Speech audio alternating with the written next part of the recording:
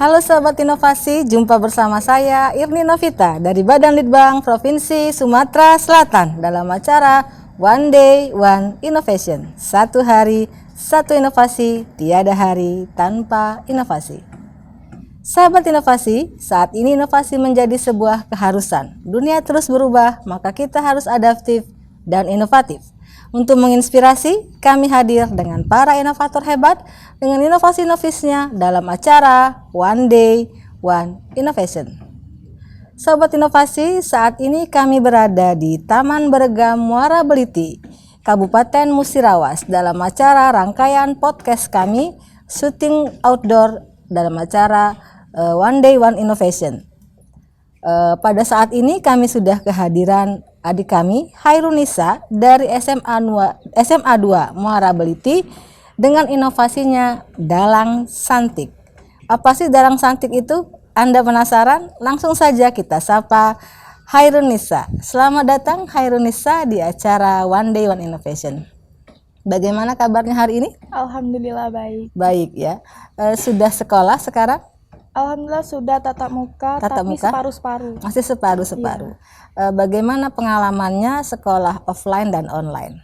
Banyak sih kalau ditanya pengalaman, banyak dukanya. Kalau sekolah offline itu kan nggak bisa berinteraksi langsung dengan teman, dengan guru, dan susah memahami materi. Gitu ya. Kalau online, kalau sudah offline ini sudah bisa interaksi. Iya. Baik. Terkait dengan inovasinya dalang santik ya Hairunisa, apa sih latar belakang sehingga mempunyai ide untuk membuat inovasi dalang santik? Jadi ini sampah plastik itu kan merupakan salah satu fokus utama yang harus dibenahi di dunia, di global, terkhususnya di Musirawas. Nah, kalau nggak salah tuh salah satu jurnal sains itu menyatakan sampah plastik itu 24 sampai 34 mil ton dan memasuki lingkungan laut mencapai 11%, itu susah diurai. Nah, jadi kalau nggak salah penguraiannya itu dari memakan waktu lama. Iya, memakan waktu yang sangat lama.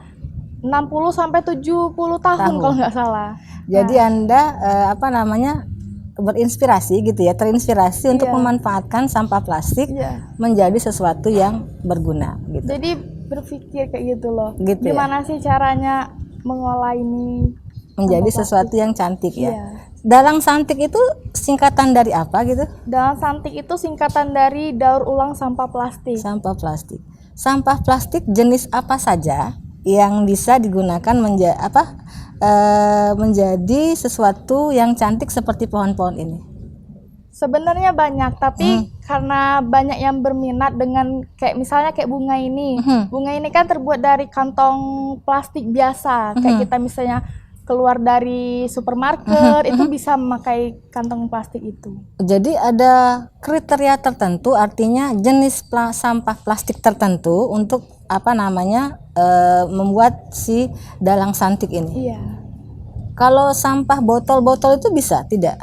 Kalau bisa sebenarnya, tapi belum coba. Belum mencoba sampai ke sana ya.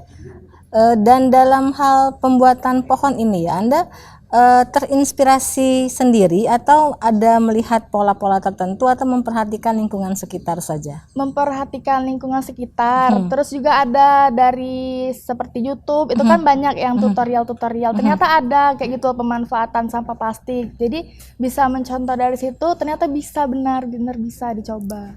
Nah, dalam hal pembuatan ini tentunya ada tim yang terlibat gitu ya. Ada. Bagaimana interaksi antar tim sehingga bisa terciptalah pohon ini gitu? Ya, interaksinya tuh saling bekerja sama gitu loh. Jadi kan saat berkumpul tuh terinspirasi kayak gitu loh, lihat sampah plastik. Kayaknya sampah ini kalau didiamin nggak berguna, jadi bahan bekasnya nggak berguna. Jadi terinspirasi lah kayak itu. Gimana kalau kita buat salah satu kerajinan? Kayaknya bagus deh. Jadi terciptalah kerajinan ini. Gitu ya. Nah, dalam hal pemilihan ide gitu ya, pohon-pohon atau mungkin ada yang lain boneka atau tas gitu ya. Maksudnya itu idenya sendiri atau bersama-sama, dan dalam hal pengambilan mungkin sampah-sampahnya, jenisnya itu terinspirasi sendiri atau teman-teman yang Dengan kasih ide teman-teman. dengan teman-teman, Iya, dengan guru pembimbing juga. dengan guru pembimbing juga.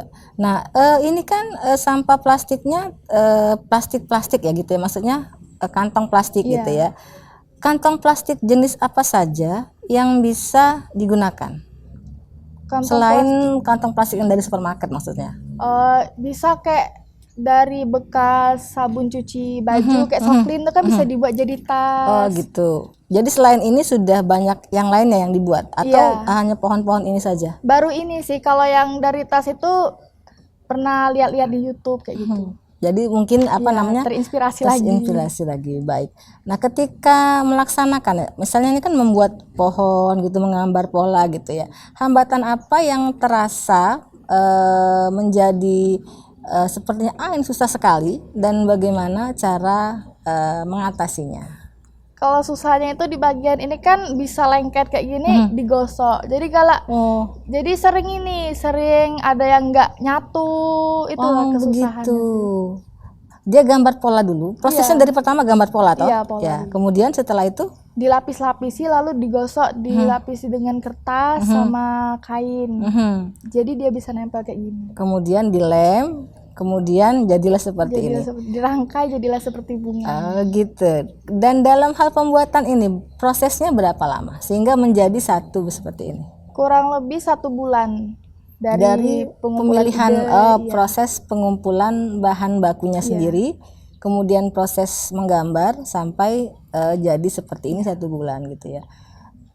Ini sudah dijual atau dipromosikan atau masih dalam tahap konsumsi sendiri? Masih tahap konsumsi sendiri. Kalau tahap konsumsi itu kami sering hiasi di ruang-ruang. Jadi masih ditaruh di sekolah-sekolah sebagai bahan keindahan gitu ya, gitu, hasil karya dari siswa-siswanya. Baik sekali ya. Ada nggak sih mungkin harapan kedepannya terhadap inovasi ini? Harapannya sih semoga bisa mensosialisasikan kerajinan seperti ini dengan masyarakat luas, jangan di lingkungan sekolah saja kayak gitu kan. Kalau di masyarakat luas kan bisa membantu mengurangi limbah sampah plastik kayak gitu. Nah, kemudian ada nggak kepengenan gitu ya, maksudnya ada orang yang tahu dan kemudian dipromosikan, dijual gitu sehingga mendapatkan income gitu? Pengennya itu ada akun sosial media sendiri kayak gitu loh untuk memasarkan produk seperti ini kan sayang kalau cuma dipajang di sekolah, enakan dijual, pasti banyak yang mau kayak gitu. Gitu ya. Artinya pemirsa, hal-hal sederhana seperti ini dapat menghasilkan uang. Tentunya dengan kekuatan sosial media dan juga mungkin promosi dari pihak sekolah, juga pihak produsennya sendiri gitu ya. Terakhir, Adik Hairunisa, pesan-pesan kepada inovator juga kepada teman-temannya sekalian. Pesan-pesannya sih semoga produk ini dapat dipasarkan dengan halayak luas dan inovasi ini dapat diterima oleh masyarakat, teman, dan lingkungan sekitar. Ucapan terima kasih mungkin untuk kepada pihak-pihak yang telah berkontribusi terhadap inovasi ini. Silakan. Baiklah, terima kasih kepada Bapak Gubernur, Bupati Musirawas, pihak sekolah, Bapak Kepala Sekolah, pembina, dan teman-teman yang telah mendukung dan bekerja sama dalam membuat produk ini. Baik, terima kasih atas kehadiran Hairunisa dengan inovasinya Dalang Santik. Kedepannya harapan kami sebagai pembuat acara One Day One Innovation, inovasi ini dapat berkembang, berhasil guna sehingga dapat memasyarakat di Kabupaten Musirawas. Untuk informasi lebih lengkap mengenai inovasi ini dapat Anda like, subscribe, and comment di podcast kami One Day One Innovation. Terima kasih yang tak terhingga kami sampaikan kepada Bupati Musirawas atas fasilitasinya sehingga acara ini Roadshow Podcast One Innovation bisa berlangsung di Kabupaten Musirawas. Dan jangan lupa kita juga punya jurus 4S. Setiap orang adalah inovator, setiap masalah peluang inovasi, Setiap solusi harus sinergi dan setiap inovasi harus konkret. Hasilnya, salam inovasi.